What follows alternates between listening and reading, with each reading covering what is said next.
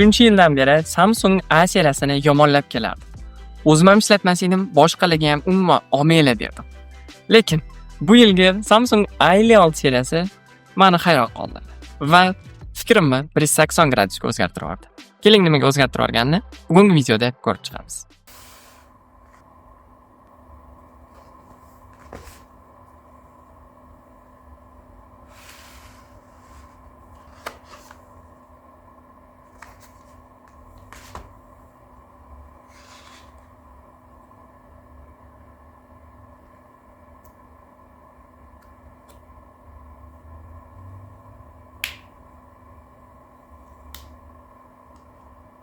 Yaqinda bitta zo'r gap eshitgan edim.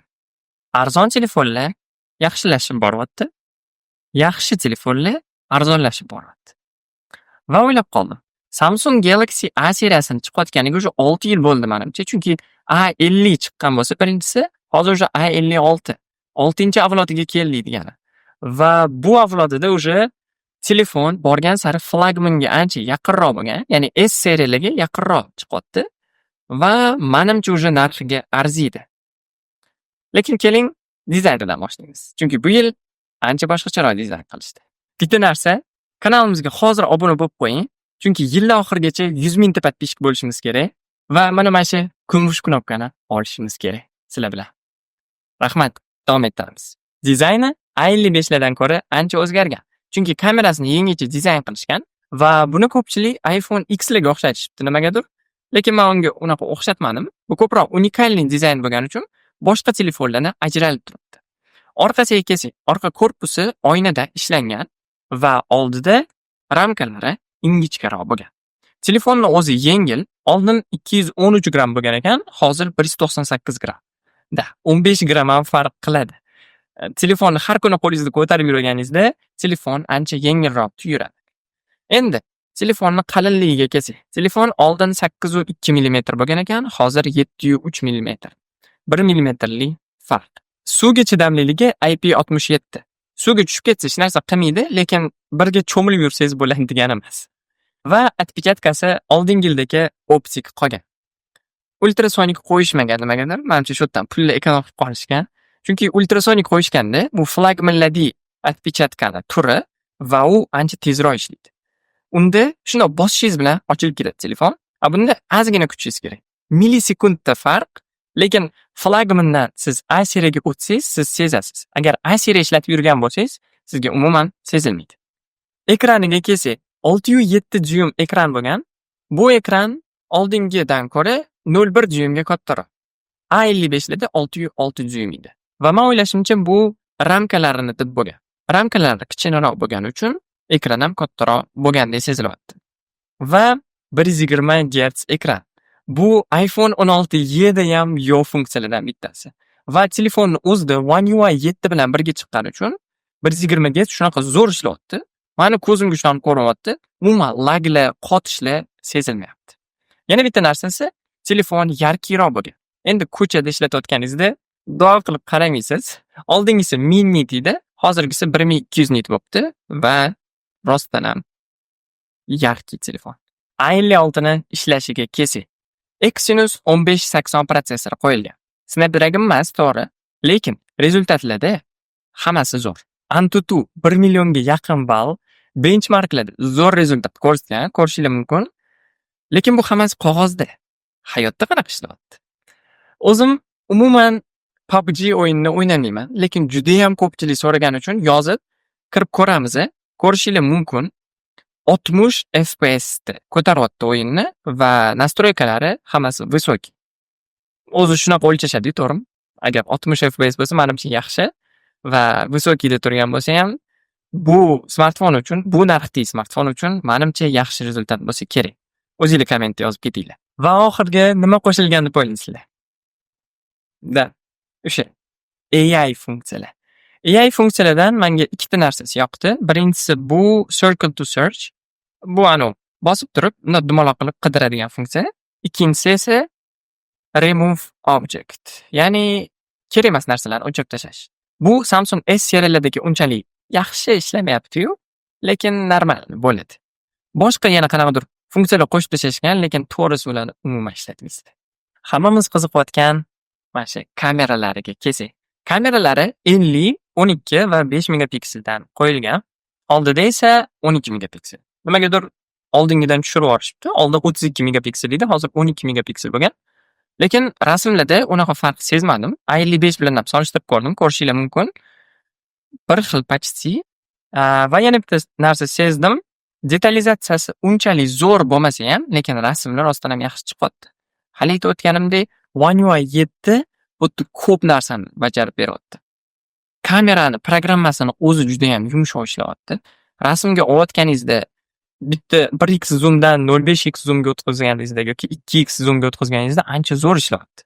Yana bitta plus tarafi, bu hali S serialida ko'rmagan edim. Best face degan bitta funksiya qo'shishibdi. Bu nima desangiz, rasmga olasiz. Deylik, mana gruppada rasmga tushishinglar kerak. Bir 30 ta odam rasmga tushishi kerak. Va hamma turda rasmga oldingiz telefonda. Keyin kimdir yuzi kulayotgan bo'lib qoladi. Kimdir ko'zi yumilib qolgan bo'ladi. Shunaqa paytlarda shunda bosib turib o'sha odamni yuzini to'g'rilab olsa bo'lar ekan. Realmente zo'r funksiya agar yaxshi ishlasa. Kamera testini ko'rishinglar mumkin. Foto va video testlar qilib ko'rdik. Fotolarda yaxshi, qorong'ida ham, yorug'da ham yaxshi rasmlar olgan. Qorong'ida ozgina muammo bor, lekin oddiy odam uchun umuman sezilmaydi bu narsa. Videolarga kelsak, 4K 30 FPS da videosi bo'ladi maksimum va 1080 dan 60 FPS da normalniy videolar chiqadi. 4K 30 FPS orqa kamerasiga 0.5x da. Nima polislar. Kamerasini sifati yaxshi. Batareyasi 5000 mAh. O'zim bir kundan beri ishlatyapman va telefon rostdan ham ancha ushlab beryapti zaryadkasini. Bemalol 6-7 soatgacha ishlatsangiz bo'ladi. O'yin o'ynaganda ham, Reels ko'rganda ham unaqa tez tashlab olmayapti zaryadkasini. Hammasi zo'r. Va bitta test ko'rdim. Bitta YouTube'da videoda даже buni zaryadkasini 10 soatgacha ham yetkazishgan. Qoyil, testni ko'rib ko'ringlar sizlar ham.